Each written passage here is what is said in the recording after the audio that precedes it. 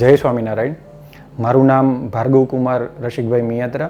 હું સુરતથી હું ત્યાં અક્ષર વૈદિક પાઠશાળા ચલાવી રહ્યો છું. આજે આટલા બધા વર્ષો પછી નીલકંઠ ધામ મારે આવવાનું થયું. મારા માટે વિશિષ્ટ આનંદ એટલા માટે છે કારણ કે આજે મારો જન્મદિવસ છે. વર્ષોના 30 વર્ષ મેં આજે પૂર્ણ કર્યા.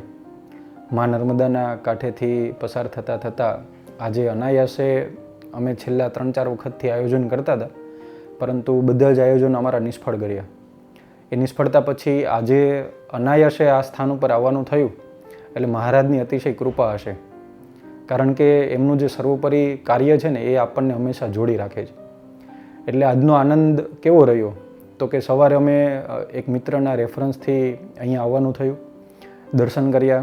દર્શન કરીને સંતોની મુલાકાત થઈ અને સંતો સાથેનો જે વાર્તાલાપ થયો એમાં ધીમે ધીમે બધી જ પ્રકારની વ્યવસ્થા ગોઠવાણી. જેમ કે પ્રદર્શન જોવાનું અમે બંધ રાખ્યું હતું, અમારે 2 વાગે અહીંથી નીકળી જવું હતું, પરંતુ સ્વામીનો આગ્રહથી અમે પ્રદર્શન જોવા માટે રોકાયા.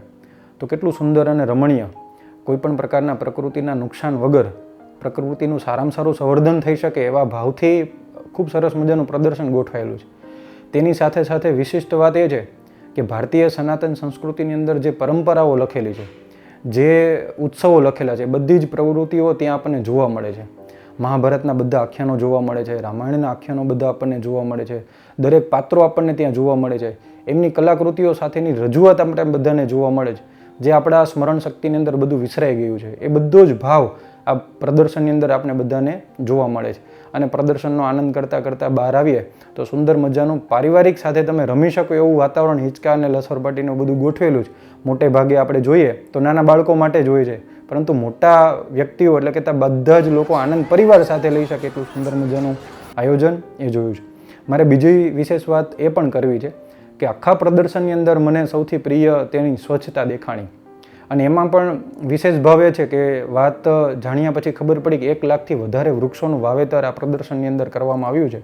તો આટલા બધા વૃક્ષો છે અને વૃક્ષોનું જતન કરવું, કેવું જતન કરવું? તો જેમ છે તેમ, જેવા છે તેવા, એમનું સંપૂર્ણ ધ્યાન દેખરેખ રાખીને આ વૃક્ષોનું જતન કરીને પ્રકૃતિની વચ્ચે એ સુંદર મજાનું રમણીય વાતાવરણ. એક વખત કદાચ આપણે સાઉથનો એરિયો ભૂલી જઈએ, કેરલા ભૂલી જઈએ, અને એટલું સુંદર મજાનું આ પ્રદર્શન અહીંયા ગોઠવાયેલું છે.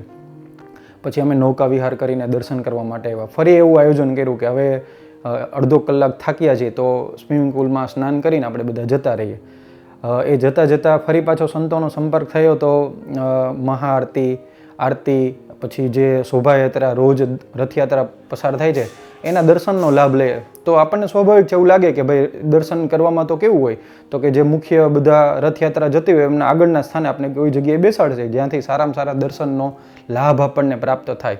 પરંતુ મારા માટે અને મારા પરિવાર માટે તો આશ્ચર્યની વાત એ હતી કે સંતો સાથે મુલાકાત કરતાં ખબર પડી કે રથયાત્રામાં ખાલી દર્શન નથી કરવાના, રથયાત્રામાં જોડાવાનું છે, ભક્તિપૂર્વક જોડાવાનું છે, શ્રદ્ધાપૂર્વક જોડાવાનું છે, દ્રઢતા સાથે જોડાવાનું છે અને આસ્થાનો એક ભાગ બનવાનું છે. આવું સરસ મજાનું આયોજન મને આજે મારા જન્મદિવસના દિવસે મળ્યું. એટલે હજુ તો એ બધું મનમાં થોડું ઘણું બધું ચાલતું હતું.